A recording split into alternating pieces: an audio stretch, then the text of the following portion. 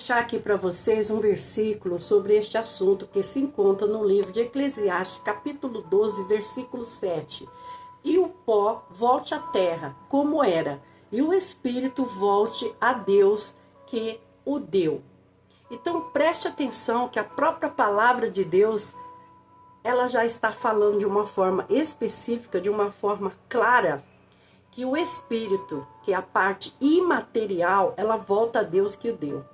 Esse versículo é um versículo muito forte, que explica para nós que não existe uma bagunça por aí, que quando você morre, quando nós morremos, muitas almas vão se encontrar, que vai ser um encontro de almas, ou tem uma alma aqui, uma alma ali, outra alma lá. Isso não existe, querido. Não tem almas perecendo por aí. Não tem almas perambulando por aí. As pessoas constroem essas histórias, esses mitos, que não tem fundamento bíblico, mas quando isso acontecer, vai ter uma organização extrema, clara, precisa, feita pelo próprio Deus, o dono de todas as vidas. Ele é quem recebe a alma daqueles que morreram. Mas aí vem a pergunta que não quer calar. Deus recebe essas almas, mas o que Deus ele faz com estas almas? Ele guarda, ele deixa vagando, ele vai fazer essas almas reencarnar em outro corpo. O que Deus faz com essas almas? Veja, a gente precisa entender que quando a gente fala de morte, que é isso que experimentamos aqui na Terra, quando termina a nossa vida sobre a face dessa terra, deste mundo, essa morte, ela sela o destino final de uma pessoa. Todos aqueles que morrem, ou eles morrem salvos, ou eles morrem condenados. Ninguém morre com o seu destino final indefinido. Ou seja, por exemplo, se eu morro agora, de repente eu chego lá na presença de Deus, e Deus diz para mim, eu não sei o que fazer com você. Não existe isso, querido. Hebreus capítulo 9, versículo 27, que nos dá clareza sobre isso, diz o texto dessa seguinte forma: assim como os homens está ordenado morrerem uma só vez. Que morte é essa que está falando aqui nesse versículo? Está nos falando da morte física. Vindo depois disso, o juízo. E aqui a gente precisa entender agora o que a Bíblia está falando, o que vem depois disso. Ou seja, o juízo. Então o que nós temos aqui? O juízo já é uma espécie de julgamento que separam salvos e condenados após a sua morte. Sim, é isso mesmo. A gente vai ter depois a segunda vinda de Cristo. Vamos continuar nesse assunto? Nesse exato momento, o meu destino e o seu destino está selado. Se eu sou uma ovelha do Senhor Jesus Cristo, eu sou um servo de Deus, uma serva de Deus. Eu sou dele, vou ser salva, vou ser salvo. Se eu sou um ímpio, uma pessoa que pratica maldade, faz as coisas erradas, se eu rejeitei a palavra de Deus, eu sou o quê? Por Jesus, eu sou condenado. Se eu não me arrependi até a data prevista dessa morte física. Deus, ele separa, então, os salvos para o céu, que é o paraíso, o local preparado por Deus para receber os seus servos. A Bíblia fala muito a respeito disso. Agora, os condenados, a gente sabe, querido, que eles vão para a condenação eterna. A Bíblia dá o nome também de inferno. Enfim, nós temos aqui a ideia do local para onde vai ficar os ímpios, que não é o céu. A própria Bíblia fala sobre isso. Então todos, em seus respectivos lugares, aguardam a volta de Jesus Cristo e o dia do grande juízo final. Para quê? Para dar a concretização. Mas, irmão Solange Santos, se as pessoas dizem que quem morreu já está no inferno e quem morreu já está no céu, como que vai ter o juízo final? Esse juízo final, ele será um juízo final público, onde todos vão comparecer perante o Senhor, diante do trono de Deus. Haverá um julgamento público que ocorrerá. Todos vão ter que comparecer ao Senhor Deus para se justificarem diante de Deus, para que todos reconheçam, até mesmo os ímpios, eles vão ter que se dobrar Evidentemente, quando a gente fala dos salvos nesse juízo final, eles serão declarados justificados. Ou seja, vocês são justos por causa da salvação. A Bíblia diz que todos dormem, então os mortos, eles estão como se dormindo. Quando eles acordarem, eles não vão lembrar de nada. Vai ser assim para eles, vai ser como o dia de ontem, porque eles passaram todo esse tempo em que nós estamos vivos, eles passaram adormecidos. Eu me lembro que quando eu sofri um acidente de trem, que eu já relatei isso aqui para vocês, esse meu testemunho, aos 15 anos de idade, que eu fui lançada para fora de um trem em alta velocidade, eu praticamente morri. Eu fraturei o crânio, eu fui dada como morta. Eu cheguei no hospital, os médicos diziam que eu não ia passar daquela noite. Enfim, quando eu acordei daquela pancada que eu recebi na cabeça, na verdade eu estava em coma. Quando eu acordei, eu só me lembrava até o presente momento que eu fui lançada para fora do trem. E dali em diante, eu não me lembrava quem me socorreu, aonde eu fui parar, o médico que me atendeu, quanto tempo eu fiquei na UTI. Quando eu acordei, foi como se nada disso tivesse me acontecido. Assim mesmo vai ser quando nós acordarmos para o juízo final. Vai ser dessa maneira. Você vai ter a impressão que você acordou, de repente, de um sono muito profundo. Evidentemente, os salvos nesse juízo final, eles serão declarados, como eu disse antes, justificados por causa da nossa salvação dada por Cristo. Por isso que é muito bom, querido, eu e você, nós estamos a todo tempo preparados para subir. Porque você já pensou se eu tivesse morrido nesse acidente de trem? Eu não estaria aqui hoje falando com vocês. E muito menos eu teria na minha vida o plano de salvação de um dia poder encontrar com Cristo na glória. Observe bem como Jesus exemplifica isso, muito bem. Livro de Mateus, capítulo 25 e o versículo 34 diz assim: Então dirá o rei aos que estiverem à sua direita: Vinde, benditos de meu Pai, possuí por herança o reino que vos está preparado desde a fundação do mundo. Isso aqui é a palavra de Deus. Eu vou responder alguma dessas dúvidas para vocês. Os mortos dormem após a morte? A Bíblia não nos autoriza a pensar que o espírito fica dormindo, aguardando a segunda volta de Jesus Cristo, ou que ele esteja em um lugar intermediário, como por exemplo, a famosa doutrina do purgatório, onde as almas vão, que as pessoas dizem que eles estão ali no purgatório, estão ali passando por uma purificação para que possam entrar no céu. Não existe isso na Bíblia para o nosso espírito. A Bíblia, ela nos diz que após a morte aguarda-se o cumprimento, a palavra de Deus, o julgamento e a volta de Jesus Cristo no juízo final. Livro de Lucas, capítulo 23, verso 43, nos diz assim: Jesus lhe respondeu: Em verdade te digo que hoje estará comigo no paraíso. Com quem Jesus estava falando? Jesus estava falando com um ladrão que estava do lado dele na cruz. Então Jesus, ele iria estar num local determinado.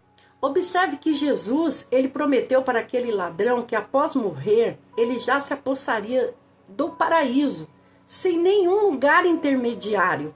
Não existe lugares intermediários. Agora vamos pensar bem aqui. Se a gente fosse pensar naquele ladrão ao lado de Jesus, ele seria a pessoa perfeita para ficar no purgatório, não é verdade? Já que ele praticou coisas erradas uma vida inteira. Nos últimos instantes da sua vida, ele alcançou o perdão. E Deus lhe deu o direito para ele de salvação. Outro texto que apoia essa realidade é aquela parábola de Jesus a respeito do rico e do mendigo. Tem alguns que dizem até que não é uma parábola, mas isso aí não importa para o nosso contexto que nós estamos falando aqui. Que isso tenha sido uma história ou uma parábola, porque ela nos mostra a mesma realidade. O rico morre e vai para onde? Para o inferno, não é isso? E o mendigo, ele vai para o céu. Observe bem o texto de Lucas, capítulo 16, versículos 22 e 23. Aconteceu morrer o mendigo e ser levado pelos anjos para o seio de Abraão. Morreu também o rico e foi sepultado.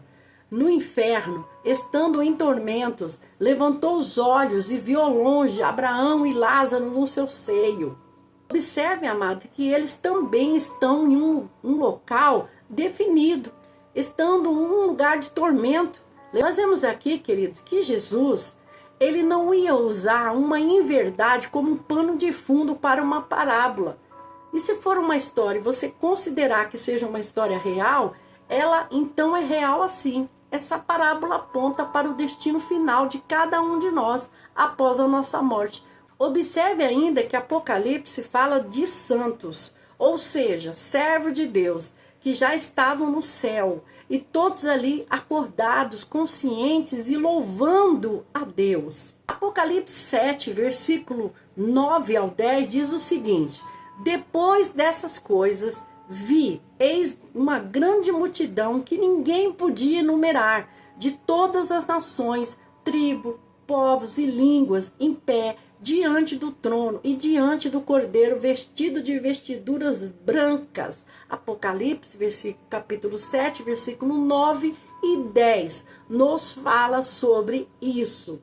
Ou seja, na presença de Deus e diante do Cordeiro, vestido de vestiduras brancas, porque eram salvos, todos os seus pecados foram perdoados, com palma nas mãos. E observe que eles clamavam em grande voz, dizendo ao nosso Deus que se assenta no trono, ao Cordeiro, pertence a salvação. Então nós temos esse tipo de cena em Apocalipse, onde as pessoas que já morreram antes do juízo final, ou seja, aqui Cristo ainda não tinha retornado pela segunda vez. Nesse contexto, elas estão ali conscientes, já no céu, na presença de Deus, clamando, louvando, enfim, fazendo algumas atividades. Mas aí alguém vai perguntar o seguinte: irmã Solange Santos, mas o texto que está em Eclesiastes fala que os mortos não sabem de coisa alguma. Isso aqui é uma prova, querido, do que os mortos estão verdadeiramente dormindo. Vamos ver se é isso mesmo. Eclesiastes capítulo 9, versículo 5 diz o seguinte: porque os vivos sabem que hão de morrer, mas os mortos não sabem coisa alguma. Nem tampouco terão eles recompensa, porque a sua memória jaz no esquecimento. Sabe o que as pessoas fazem, querido? Elas pegam esse versículo isolado e aplicam na vida deles depois da morte.